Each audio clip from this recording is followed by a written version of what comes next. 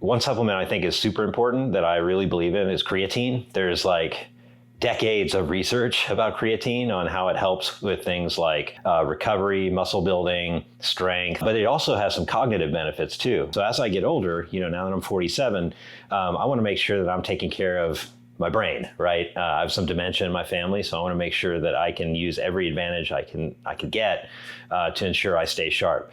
And so I take 10 grams of creatine every day. General recommendation is 5 grams, but in some of those studies, it showed that higher doses can actually help with cognitive functions. So I do 10 grams. I administer 5 grams before I work out and then 5 grams directly after I work out. That's on the days that I train. On the days that I don't train, I drink usually 5 grams of creatine in the morning, and then I drink about 5 in the mid-afternoon so that I'm not up all night. So yeah, creatine, it's definitely something that I use. I believe in it. I've been using it for a year now, and I could definitely tell a difference when I started creatine, how much it just brought, recovery, strength, focus, etc. It's really, really helped. It's a great low-cost supplement with a high rate of return. All right, so let's talk a little bit about some things to know about creatine if you decide to start using it. First, there's some reports of GI problems like stomach issues, irritation, changing, your bathroom habits and things, and some bad effects there. I have had that kind of sporadically. It hasn't been too terrible for me. Usually I found that it was whenever I tried to take like 10 grams at one dose. And so I just broke those doses out and I didn't have that problem anymore. So that's kind of one thing to kind of watch out for is some GI distress. The next thing is the loading phase. If you read the instructions of creatine, it tells you, hey, for the first, I think it's like 5 days or 7 days, I can't remember, take, 30 grams of this, blah, blah, blah. And that's to hit a certain saturation point in your cells.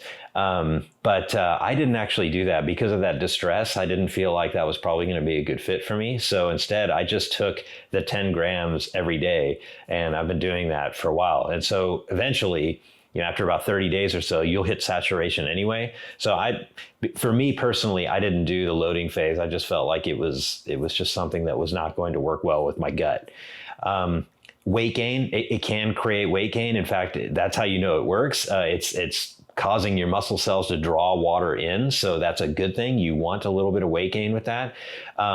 Stomach distension, some people say that, it caused you to have a big belly and stuff. I haven't had that problem at all. In terms of what kind of creatine, you kind of have to be careful here. There's a lot of different spin on creatine, lots of different flavors, or not flavors, but mixes of it, etc. I use, I believe it's NutriCost is who makes the one I use, and it's CreaPure micronized creatine.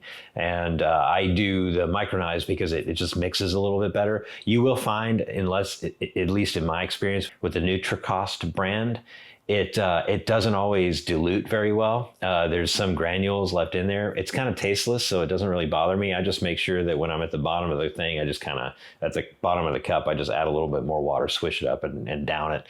So I haven't had problems with that. There are some reports of hair loss. I haven't had any of that problem. In fact, I'm more worried about hair loss with my TRT, testosterone replacement therapy, than I am with creatine. So I use minoxidil twice a day to deal with that. So no big deal. I just kind of deal with it, and hair staying where it is. I think the other thing too, to just make sure your doctor knows you're on it. You always want to be working with your doctor with any supplements you take whatsoever. As far as like the effects of creatine, it was kind of interesting. I wasn't planning on taking it, but I started taking a pre-workout, which is a supplement to kind of give you a focus and energy and things like that. You take right before working out.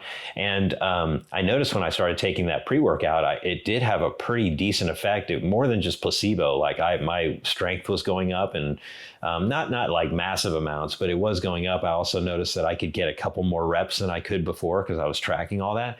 And so I was kind of trying to figure out what was going on. Well, it turned out the pre-workout that I was taking had creatine.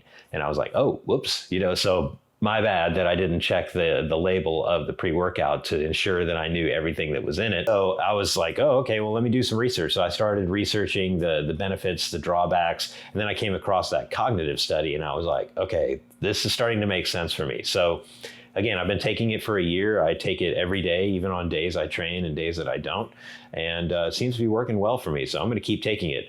And it's relatively cheap too. Like it's not very expensive. I can't remember off the top of my head. The NutriCost brand is not bad, so I just buy that. Make sure that if you are taking other supplements like a pre-workout or post-workout, if they already have creatine in it, just factor that in when you take an extra dose of, or you take your dose of creatine, so that you're not overdoing it. There are some people I've heard that take like 30 grams and stuff. I don't know, for me, that seems a little excessive. So I'd take 10. Some people might think that's excessive because generally it's 5 grams is what people say. But I just think for the cognitive benefits, 10 grams, I've been doing that for about a year now, and I can definitely tell the difference. So hope this helps you. If you have any questions, put them in the comments. If you like the video, like the video, and also subscribe to the channel if you want to see some more.